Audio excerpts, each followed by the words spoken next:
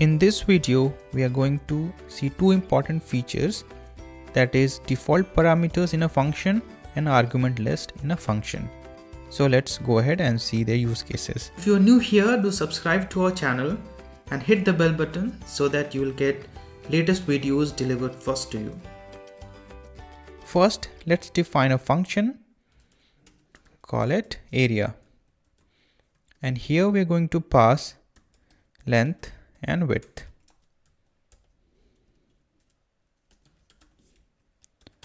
And here we are going to return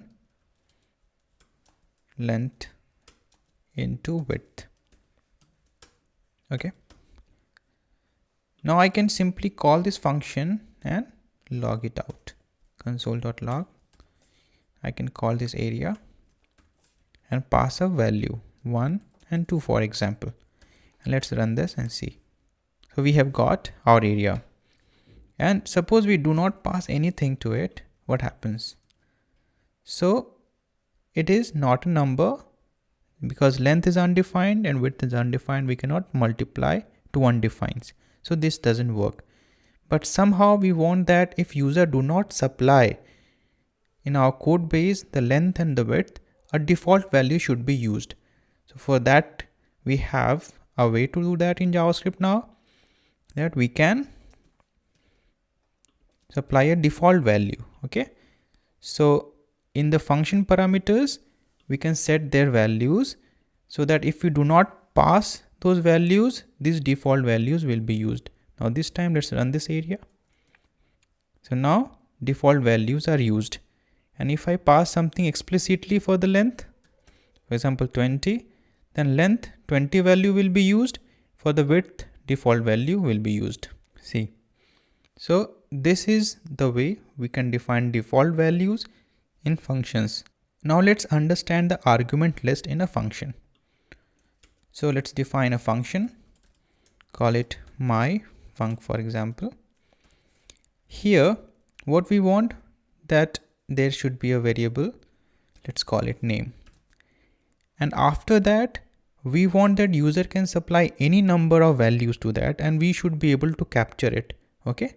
So to do that, we have to provide the argument list. Okay. So syntax for that is that for the 3 dots and the name of the variable. So I'll call the variable as argument. So argument will be an array. Okay. So let's see how we use this function. So I can call this function as my function. Here the name of the course, for example, I can supply. And in the arguments, here I can supply any number of parameters and that will go into the array arguments. Okay. So in backend, for example, the properties of backend, for example, is the storage, your business logic,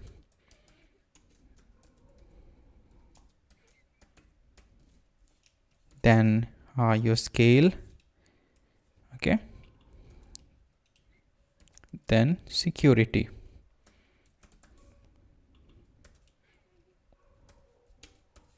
So you can see we can pass any number of parameters to the function.